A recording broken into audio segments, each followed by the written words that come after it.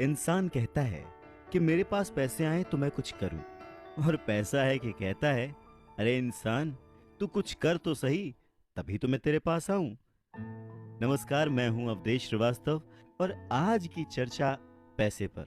जी हाँ, ये भी उतना ही बड़ा सत्य है जैसे कि सूरज पूरब से निकलता है, बच्चा माँ की कोख से ही जन्म लेता है, वैसे ही पैसे को सही ढंग से अगर समझा ना जाए, संभाला ना जाए, तो वो बहुत सारे दुख देता है। तो बस इसी पैसे को समझने और इसे संभालने की कला के बारे में आज हम चर्चा करेंगे। यानी कि हम बात करेंगे रॉबर्ट टी कियोसाकी की लिखी book rich dad poor dad की। इस किताब के इंट्रोडक्शन में मैं कुछ और बात कहूं, उससे पहले मुझे डॉक्टर एड कोकेन की एक बात याद आती है। लिखते हैं कि रिच डैड पुअर डैड अमीरी का शॉर्टकट नहीं बताती, ये सिखाती है कि आप पैसे की समझ कैसे विकसित करें, किस तरह से अपने पैसे की जिम्मेदारी निभाएं और इसके बाद किस तरह से अमीर बने। तो चलिए शुरू करते हैं। दोस्तों, जब भी बात जिम्मेदारी की आती है तो नाम याद आता है उस शख्स का जिसने जिंदगी में कितनी भी ठोकरें खाई हो, कितना भी दुखी रहा हो, पर हमारे हिस्से के गम लिए और अपने हिस्से की खुशी हमें दे दी। पिता। जेब खाली हो फिर भी मैंने उन्हें मना करते नहीं देखा, जेब खाली हो फिर भी मैंने उन्हें मना करते नहीं देखा। अरे मैंने अपने पिता से ज्यादा अमीर इस दुनिया में कोई इंसान नहीं देखा। रॉबर्ट टी कियोसाकी ने उसी पिता को ध्यान में रखते हुए, उन्हें main character of the story बनाते हुए, हमें लाइफ के, आज की जिंदगी के, आज की लाइफ के सबसे इंपॉर्टेंट लेसन को पढ़ाने की कोशिश की है, विच इज पैसा।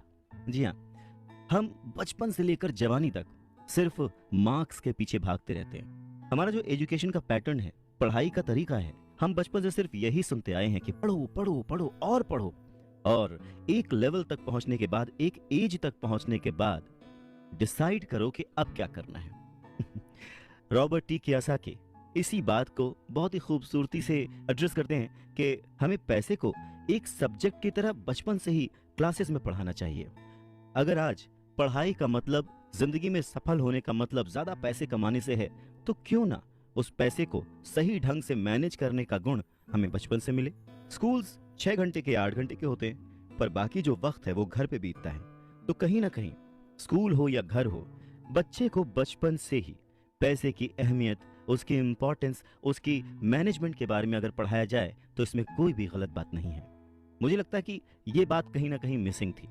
शायद कई सालों से ये जद्दोजहद है कि इसे शुरू किया जाए, इसे समझाया जाए। बहुत सारी फिल्में बनी हैं इस पर, लेकिन आज भी हम मार्क्स मार्क्स और मार्क्स के पीछे ही भागते हैं। अगर हमें पैसे को सही ढंग से मैनेज करने की कला आ जाए, अगर हमारी समझ डेवलप हो जाए, तो मुझे लगता है कि जो आजकल के बच्चे हैं वो बड़े जब होंगे तो वो खुश रहेंगे। इंसान को कंप्लीट करने के लिए उसका परिवार, उसके अपने, उसके दोस्त, उसका रहन सहन सब बहुत जरूरी होता है। ये तो नहीं कह सकते कि पैसा ही सब कुछ है, पर हाँ, सब कुछ पाने के लिए पैसा जरूरी है। काश काश कि मैंने ये बुक 20 साल पहले पढ़ी होती। ये लाइन अमेरिका के एक बहुत ही बड़े बिल्डर लैरिसन क्लार्क ने कही थी जब उन्होंने रिच डैड पुअर डैड पढ़ी थी। वक्त ऐसे ही बीत जाता है और हम काश में फंसे रह जाते हैं। ऐसी बहुत सारी चीजें हमें जब पता लगती हैं जिससे हमारी लाइफ बदल सकती थी, हमें कुछ सीखने को मिल सकता था, हमें तरक्की करने को मिल सकता था, पर वक्त बीत चुका होता है और बस रह जाता है तो ये एक काश, काश कि मैंने ये कर लिया होता। इस किताब में कियोसाकी ने अपने 2 पिताओं का रेफरेंस लिया है, एक जो रिच डैड थे जिनके पास बहुत पैसा था और एक जो पुअर डैड थे। रॉबर्ट कियोसाकी अपने दोनों पिताओं को, दोनों डैड्स को बराबर का सम्मान देते थे और उनके जो दोनों पिता थे वो भी उन्हें उतना ही प्यार करते थे। बहुत सारे लोगों के सवाल हो सकते हैं कि एक ही वक्त पर एक इंसान के 2 पिता कैसे हो सकते हैं, या कोई और क्वेश्चन। मुझे लगता है कि हम अगर इस बात पे ध्यान दें कि रॉबर्ट कियोसाकी हमें समझाना क्या चाहते हैं, तो हमारे लिए फायदे की बात होगी। हो सकता है उन्होंने ऐसा मान लिया हो सकता है उन्होंने अपने मन को पुअर डैड और अपने दिमाग को रिच डैड माना हो, या ये हो सकता है कि एक डैड उनके रहे हों और दूसरे डैड उनके किसी दोस्त के, कुछ भी हो सकता है। इंपॉर्टेंट ये नहीं है कि ये जो डैड का रेफरेंस लिया उन्होंने, ये कहानी है या काल्पनिक है। असल बात ये है कि रॉबर्ट कियोसाकी हमें समझाना क्या चाहते हैं, हमें बताना क्या चाहते हैं। चलिए मान लेते हैं कि रॉबर्ट कियोसाकी के दो पिता थे और उनमें से एक बहुत अमीर थे, एक बहुत गरीब थे। तो रॉबर्ट कियोसाकी कहते हैं कि सोच जो है वो बहुत बड़ा रोल प्ले करती है, और इसी माध्यम से रॉबर्ट कियोसाकी कहते हैं कि हालांकि वो दोनों पिता उनके अपने थे, हालांकि वो दोनों पिता उनका उतने ही शिद्दत से, उतने ही मन से ख्याल रखते थे, उतना ही प्यार करते थे, अपनी जान निछावर करते थे और हमेशा उन्हें सिखाने की कोशिश करते थे, जिंदगी में आगे बढ़ाने की कोशिश करते थे। पर ऐसा क्यों था कि उनके एक पिता अमीर थे और एक पिता गरीब? सारा खेल सोच का है, सारा खेल नजरिए का है। नजरिया ही इंसान को तरक्की दिला सकता है और नजरिया ही इंसान के जीवन की नाव डुबा सकता है। तो ये हमारे ऊपर है कि हम किस रंग के चश्मे को पहनकर कैसा मौसम देखते हैं।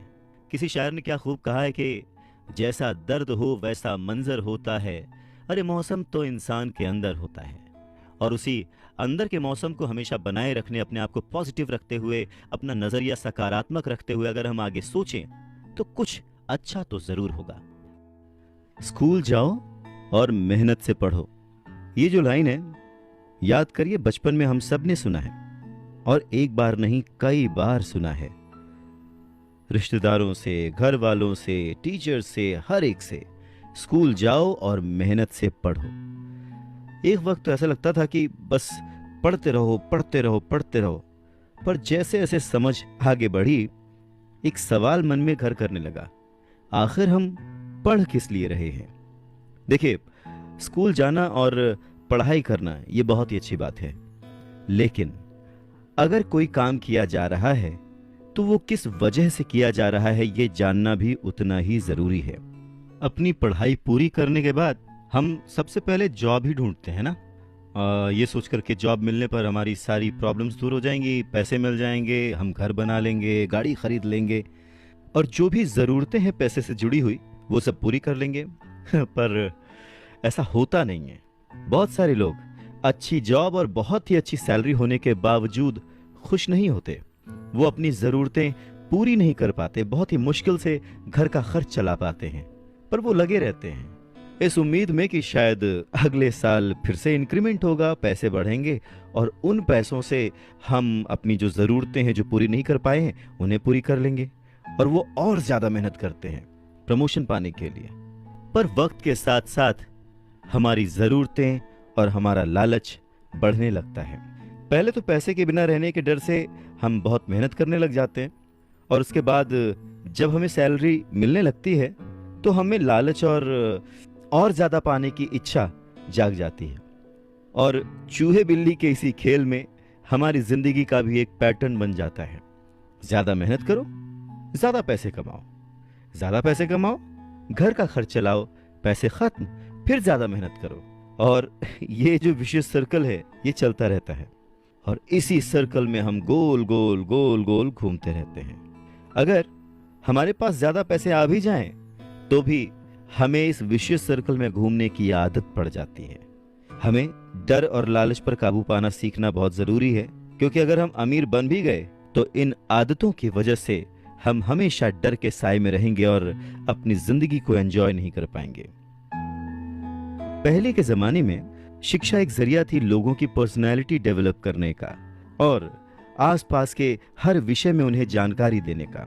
पर वक्त के साथ साथ पढ़ाई का लक्ष्य, उसका गोल बदल गया। पढ़ाई का मकसद रह गया बड़े होकर अपनी जीविका चलाना, ब्रेड एंड बटर कमाना। और इसमें कुछ गलत भी नहीं है। वक्त के साथ चीजें बदलना बहुत जरूरी है, क्योंकि जो चीज वक्त के साथ नहीं बदलती वो या तो हमारी खुशियां छीनती है या फिर समाज को बहुत ही पीछे ले जाती है। रॉबर्ट टी कियोसाकी ने इस बहुत ही अहम मुद्दे को यहां पर उठाया है अपने book rich dad poor dad में। क्या खूब कहा है कि बचपन से ही अगर हम बच्चे को मनी को एज अ सब्जेक्ट बच्चों को पढ़ाना शुरू करें, उन्हें यह समझाना शुरू करें कि उसे कैसे मैनेज किया जाए, तो बड़े होने पर बच्चों की बहुत सारी प्रॉब्लम्स अपने आप ही सॉल्व हो जाएंगी। बच्चा खुद उन्हें सॉल्व करने की क्षमता रखेगा। पर कहीं ना कहीं रॉबर्ट टी कियोसाकी ने इस बात का पूरा ध्यान रखा है कि पैसे को रिश्तों के ऊपर न रखा जाए। तभी तो उन्होंने इस विषय को रिश्तों के माध्यम से ही समझाने की कोशिश की है। रॉबर्ट टी कियोसाकी के पहले जो डैडी थे वो हमेशा ये कहते थे कि मैं इसे कैसे खरीद सकता हूं। वहीं जो उसके दूसरे डैडी थे वो कहते थे मैं इसे क्यों नहीं खरीद सकता हूं। दोनों की सोच में अंतर था, दोनों के शब्दों में अंतर था। यानी कि जिसे हम जिंदगी में पाना चाहते हैं, जिसे संभालना चाहते हैं, जैसे कि पैसा, तो उसके बारे में अगर बचपन से जाना जाए तो क्या ये सही नहीं होगा?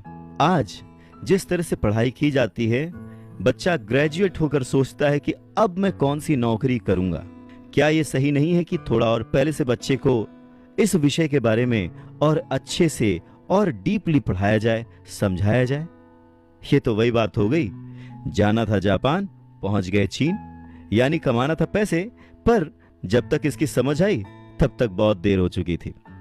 यानी कि हमें सबसे पहले ये समझने की जरूरत है कि हम खुद एक्सेप्ट करें कि हम इसे कैसे पा सकते हैं, इसे कैसे संभाल सकते हैं, और वही सही शिक्षा हम अपने आने वाली पीढ़ी को भी दे सकते हैं।